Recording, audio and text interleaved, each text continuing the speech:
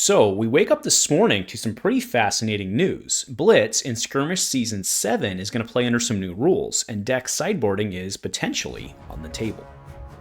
A huge shout out to our channel members for supporting what we do here. If you want to get involved with the channel and the Dice Commando community, please consider joining as a channel member. Remember, these videos are only possible with your support. You can show that support with a like, a subscribe, and by leaving us a comment and sharing your feedback. Community first, and go Commando. Hey there, my flesh and blood friends, and welcome back to Go Again, a fabulous cast here on Dice Commando. Today we're talking this crazy announcement. Maybe y'all saw it coming. I didn't see it coming, but this is very, very, very interesting. So I have obviously the meat of the post is actually the post. Obviously, it doesn't show the art and all, but the long story short is they're doing an experiment in Blitz Season 7. So Blitz Constructed Season 7. Which is 3-week season starting at the end of July, going to mid-August. And essentially what you're going to do is, it used to be 52 card Blitz. It is now 53 card Blitz or 52 card Blitz if you ignore the hero, which is consistent with Classic Constructed, so that makes sense. So you add an extra card to the mix, but on top of that, you can now, it doesn't matter what those cards are, essentially. You have your loadout that can also exchange with your deck, but isn't just an exchange because you can actually, it's a 40 card deck minimum. So you could actually play more than 40 cards if you wanted to. So it's pretty interesting. It's basically like a mini Classic Constructed for all intents and purposes. And then you still have your inventory, but it functionally plays the same as Classic Constructed, which is with 52, right? And obviously 2 copies and all that. Y'all get it. So this is really, really interesting. So what I want to do is I want to talk about it from a purely tactical standpoint, and then kind of at the end, kind of talk the impact and stuff. And again, remember, this is just an experiment. But let me know as we go through this. Do you like the change? Are you excited about the change?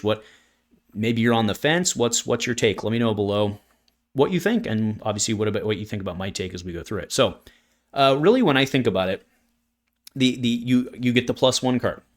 So that's fine, right? Your hero's out, and you get an extra card, okay? But then if we really think about this tactically for how it works, you have 11 cards currently, because this is still an experiment. Currently, you have 11 cards in your inventory for your equipment. And that's essentially, right, to say that there's no sideboarding in Blitz is not entirely true. It's technically true, but it's not entirely true because your sideboarding matchup-based decisions are done in your equipment. Now, sure, that's no different than Classic Constructed stuff, except you don't necessarily have as much flex because those are very valuable card slots. So your average hero overall, and yes, every single hero is different, and this won't map directly to any hero, but your average hero has 4 pieces of equipment, a weapon, and then generally has 3 AB pieces, null runes, or whatever it may be. Sometimes if you're lucky and you're a ranger and you didn't just lose your arm piece, too soon, kids? You have AB and a normal arm piece, but by and large, you're looking at roughly 8 pieces, 8 of those slots that are going to be pretty set. So depending on who you are, then that leaves you with the extra card, 3 to 4 to 5 slots that you could potentially be using for the sideboarding effectively. So just go ahead and skipping ahead right now. They talk in this article about, sideboarding Oasis Respite for Kano. They also have a thing in there about defeating Spectra with Enlightened Strike, and I don't exactly get that. I think they might have just been using that as an example. Also, let me know in the comments below if you thought that was weird or if I am not missing something on how that defeats Spectra. Because it's Go Again, not an action point, but lead the charge or something would work. So anyway. So really, as we start to think about this, to kind of their point, I do think that this not necessarily hurts because they could take advantage of it too, but someone like a wizard or illusionist are the primary ones going to be impacted by this, right? Because if you look at my Kassai deck, in the current state of no sideboarding, or no main deck sideboarding, let's say it that way, I currently run some suboptimal choices because I have built my deck to play the meta at large, right? I run more blues than I would in an ideal deck. Versus an ideal deck, I'm running more blues than I would want to because Kano's a thing. I'm running Raging Onslaught, which you guys know I love. It's a yellow 3-block. I run that as a popper to give me advantage in the Illusionist matchups, primarily the Prism matchup, because I do okay versus Jeremiah. But you all get the point. I'm using 4 slots that I wouldn't be using in my ideal deck to make meta calls. And there's certainly a skill in that, and we can talk about that later, but now I could really pack, and yeah, it would be, I'd actually probably play a blue down to where I am now, do Oasis, and then I'd move those Raging Onslaughts into my sideboard, and then I'd have more slots, potentially, right? And you probably, again, use those as tech slots. And so that's why I'm talking about the 3 to 4 to 5 cards to play with. It might actually be upwards of like 8 cards, because you could actually plan flex slots into your deck, right? So you could look at stuff like That All You Got is very good. Again, the Kassai mirror, you could do, this round's on me. There's the blue one, right? It's a blue. It also is good against wide decks, right? So you start to get more into the sideboarding aspect of it, and you can really start playing a larger field. And that's why I say you can go deeper, I think, than just saying, oh, I have 4 slots. Let me build my perfect deck, and here's 4 extra cards. You could actually build a 37 card deck and have 6 or 7 or 8 flex slots, depending on how you want to do it, right? So that's what I'm thinking tactically. But again, this does primarily probably hurt Wizard and Illusionist. I do think that the ability to probably sideboard in That All You Got, or maybe mainboard in That All You Got, with that being your flex slot, is a good call for Kassai, is a good call for Dash. And, you don't see a lot of Fi in Blitz, but you're picking up what I'm laying down, hopefully. Now, the other thing this hurts is, I actually have written down in my notes, silver bullet decks, but I don't think that's actually true. It's the reverse. It's decks that are taken down by kind of silver bullet type things. One I'm thinking of is like Nourishing Riptide. There are certain cards you could play that would, like Command and Conquer, for example, with no D-reacts. That's really good against him, right? To be able to push damage and not have it be buffed and not have it go again. Not that they could play their traps anyway, but you understand my point, right? So that's something that like my Kassai deck doesn't play, but I could sideboard that then as a popper, because I wouldn't necessarily have to worry about Raging Onslaught being a yellow and being utility, right? So it really changes a lot of kind of the plans with that. So the ones with kind of maximum benefit are honestly ones like Kassai. Well, I was going to say Guardians, but Guardians have a kind of a drawback as well. But it's those ones where they have a relatively constant equipment suite that they want to play with, so that they are packing less cards. And then that's where the Guardian, and let's talk about Assassin first. I think that's where Assassin actually gets hit really hard on this. Because if you look at Assassin and what they want to do with their flexibility of the daggers that they bring, in general, that's 4 slots attributed to your weapon. So generally in my Arachne deck, it's actually hard to find slots of that 11 for all of the equipment you might want to bring. Once you think about it, 4 daggers, 4 pieces of equipment, that's 8 right there. And then you throw in a couple null runes, you're 11, right? So you're there. So someone like Assassin, in this case Arachne, but someone like Assassin, because of that dagger thing, that hurts, right? You don't have as much effective sideboard space then, and then you actually have to start eating into your, yes, under the current system versus this proposed system, your loadout, I guess, is a luxury of the fact that you can pack everything. So you have to make meta calls, maybe only bring 3 daggers, but then Concealed Blade and Flick Knives becomes less valuable. So do you play those, right? It's a very, there's a lot going on here, and it's not a bad thing at all. The last part here, which I do think is a little weird, is that they say afterwards they're going to do a survey. Now, the survey thing, again, it's LSS. They're always transparent with what they do. They always want to do what's, again, I think it's great. I think, though, it might be a bit of a trap for them, because there's this thing, we take surveys with our employees across corporations, whatever. When you take a survey, people expect things to happen that's based on the, right? It's always worse to have no change than it is to take a survey and have no change. Right? Because when people take a survey, they expect change to be taken based on their response, their personal response to the survey. And that's why I think this could be a little bit of a trap for them, right? Because the losing side, whatever that may be, right? Keep this system, the experiment pass, experiments fail, right? Pass with PO5 confidence, right? If you get that one. But experiment pass, experiment fail, no matter who loses they're going to think that maybe some shenanigans happened. Well, people probably got on and voted.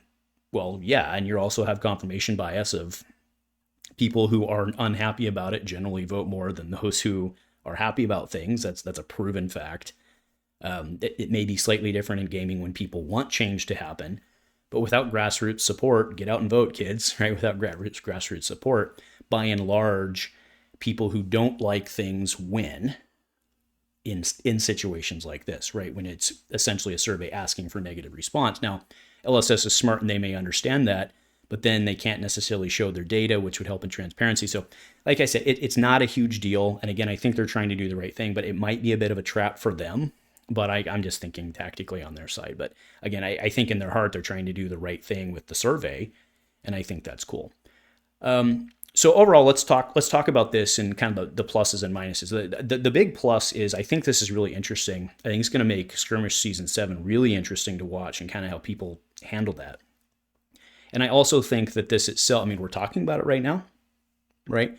So this has created hype. I think it will increase, because there's a lot of people who are just like, I don't like Blitz. Well, maybe now they can, because it's like mini CC instead of Blitz. I mean, it's still the half-life format, and it's still very, very different, but it's a little closer to CC. It's going to increase, at least in theory, the consistency and reduce the blowouts, because you can special tech against the more blowouts, right?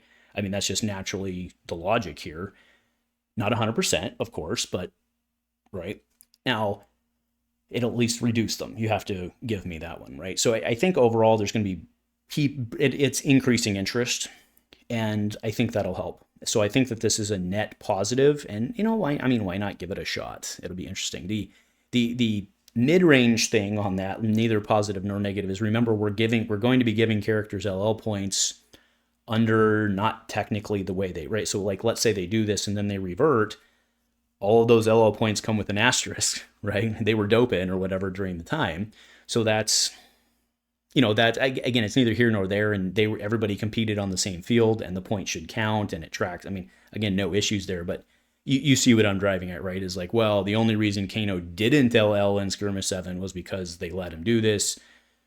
Whatever, right? Whatever the logic may be. Hopefully you understand what I'm saying. Now, the negative drawback of this is that Blitz right now is almost, it's a tough statement, right?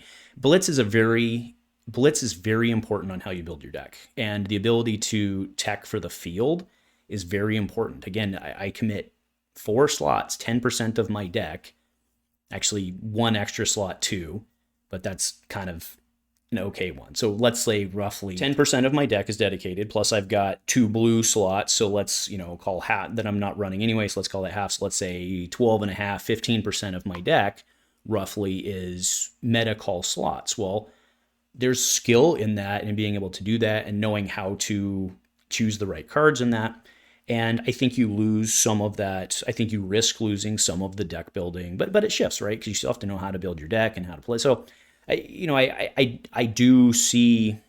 see the concern in it, in that I think a thing that attracts some to Blitz is the same thing that chases a lot of people away from Blitz, which is the kind of high roll / random-ish niche nature of it. I get both sides. Getting blown out turn 0 stinks, but having variability sometimes is better. I mean, how many times? In CC, how many times do you see the same grindy stuff? Who's going to win 30 minutes before they win? In Blitz, it just kind of happens, and you do get more swings back and forth depending. I don't know. I think I understand. Again, I think Blitz is an exciting format. It really is, and I can see how this would change some of that. I still think that with the health and all that, you're still going to have crazy things happening in Blitz just because of how fast and how low health it is and how it swings, at like 5, 6, 7 health, how you have to play different all of a sudden and you're there faster. Still think it's a completely different format. I still think crazier things are going to happen than in CC. But again, I understand the argument and the logic to saying that, well, this could change the game significantly. And I think they're trying to do that.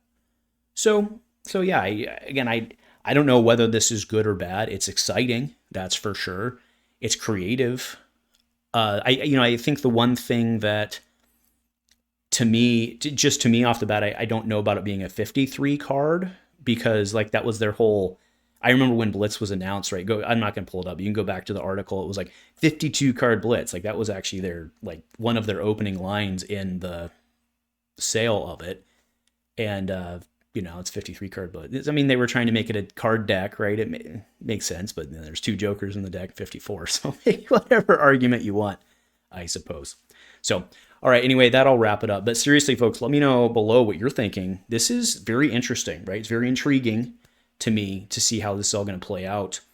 I think Kassai is one of the ones that win out of this. The flex slots will hurt Kano and the Illusionist more than they will hurt Kassai, I believe.